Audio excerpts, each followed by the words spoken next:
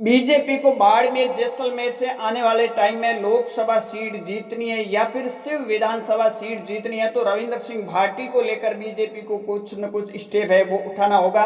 नहीं तो अगर बीजेपी स्टेप नहीं उठाती है तो रविंद्र सिंह भाटी बागी हो जाते हैं तो सीधा का सीधा नुकसान बीजेपी का होगा। कांग्रेस का इतना नुकसान नहीं होगा जितना बीजेपी का होगा। और उसी वजह से कहीं न कहीं बीजेपी की जो लोकसभा चुनाव के अंदर जो स्थिति हुई थी, तीसरे नंबर पर उम्मीदवार रहा और शिव के अंदर बीजेपी के जो उम्मीदवार थे उनकी तो जमानत जब्त होते हुए बची है। स्वरूप सिंह खारा 20-22 हजार वोट लेके आए हैं।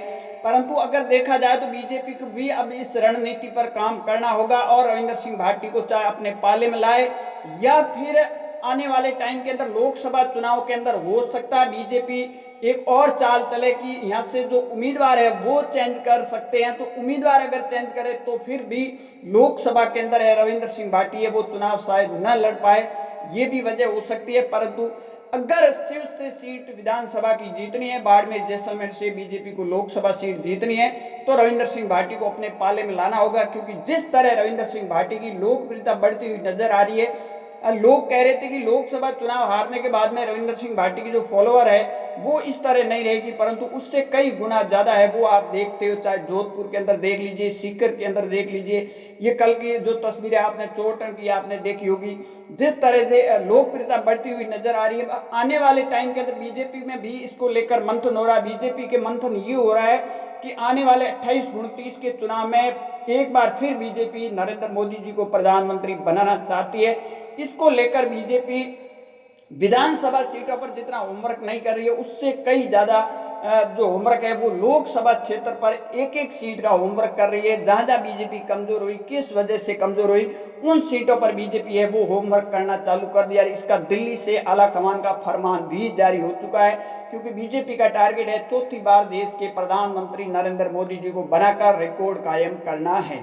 तो इसको लेकर बाड़मेर की खासकर राजनीतिक बात की जाए तो रविंद्र सिंह भाटी को लेकर बीजेपी काफी चिंतित है और इसको मंथन भी चल रहा है। हालांकि बीजेपी की जो लोकसभा चुनाव 2024 में हुए थे उसकी जो बाड़मेर से जो रिपोर्टें गई थी वो रिपोर्टें बिल्कुल उलट गई थी। उम्मीदवार अपने स्तर पर रिपोर्टें भेज रहे थे, हकीकत रिपोर्ट थी वो नहीं भेजी। उसी वजह से कहीं कहीं बीजेपी को है वो बाड़मेर जैसलमेर से इतना बड़ा नुकसान हुआ, जहां एक केंद्रीय मंत्री रहते तीसरे नंबर पर आ गए थे।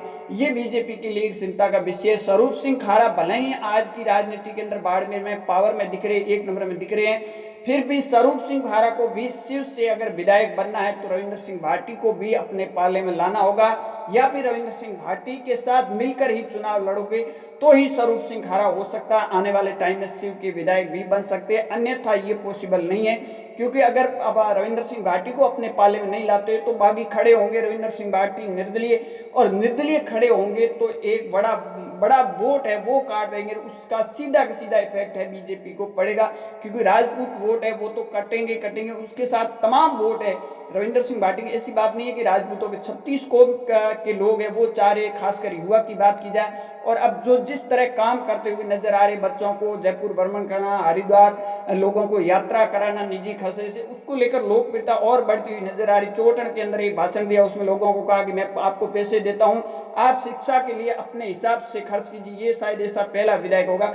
अब बीजेपी के अंदर भी इसको लेकर मंथन चल रहा है कि आखिर रविंद्र सिंह भाटी को लेकर बीजेपी आने वाले टाइम में क्या स्टेप उठाए, क्योंकि अभी तो वो निर्दलीय विधायक है, पार्टी ज्वाइनिंग कर नहीं सकते हैं, दल बदलू का कानून लग जाएगा।